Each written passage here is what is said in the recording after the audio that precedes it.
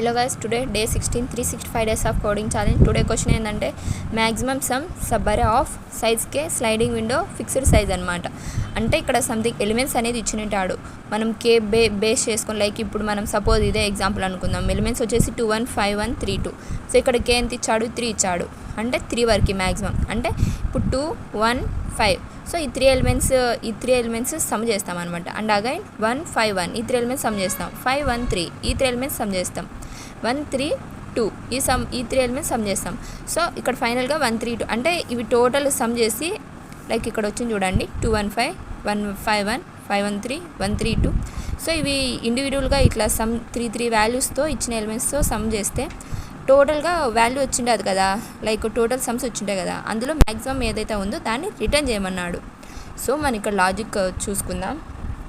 We are passing the maximum sum of numbers comma k arguments.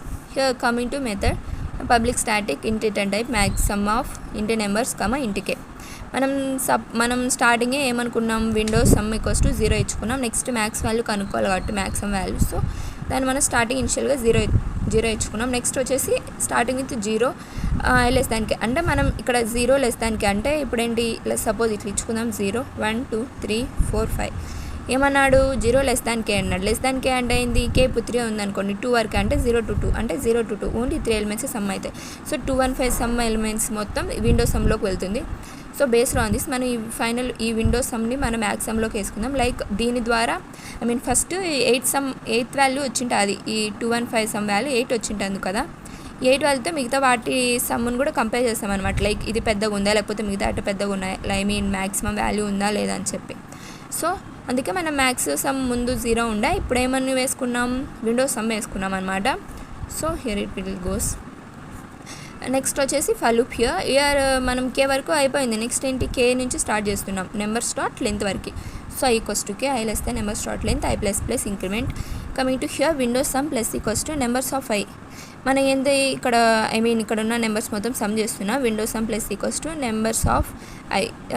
Next ఏంటి windows sum minus equals to numbers. ఇక్కడ మనం sum చేస్తాం at the same time and also minus చేస్తున్నాం. Windows sum equals to windows sum minus numbers of i minus k.